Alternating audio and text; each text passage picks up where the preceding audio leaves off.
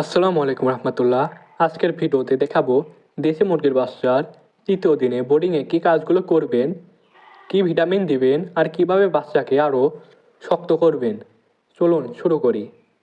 তৃতীয় দিনের তাপমাত্রা আপনার সবচেয়ে বড় কাজ। প্রয়োজনীয় তাপমাত্রা ৩২ থেকে ৩৪ ডিগ্রি সেলসিয়াস। আজ সকালে বাচ্চা কেমন আচরণ করছে দেখবেন। ছড়িয়ে আছে কিনা, একদিকে জটলা বেঁধে আছে কিনা, দূরে দূরে আছে কিনা। যদি ঠান্ডা বেশি হয় বাল্ব বা হিটার একটু বাড়িয়ে দিন। গরম বেশি হলে হালকা বাতাস চলাফেরার সুযোগ রাখুন, তবে সরাসরি বাতাস ঢোকাবেন না। তৃতীয় দিনে পানি খুব সতর্কভাবে দিতে হবে। আজও ব্যবহার করবেন ইলেকট্রোলাইট, গ্লুকোজ প্লাস মাল্টিভিটামিন। এই তিনের সমন্বয়ে বাচ্চাকে খুব দ্রুত শক্ত করে। পানি 2 থেকে 3 বার পরিবর্তন করতে ভুলবেন না। তৃতীয় দিনে বাচ্চার খাবার খাওয়ার আগ্রহ আরও বেড়ে যায়।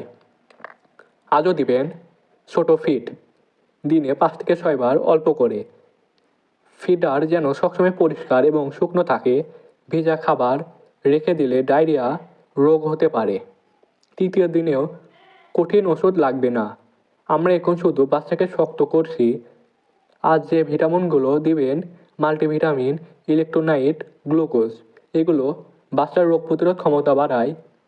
আর যেগুলো দিবেন না, অ্যান্টিবায়োটিক, শক্ত কেমিক্যাল, এগুলো সাধারণত 5 থেকে 7 দিনের পরে প্রয়োজন হয়।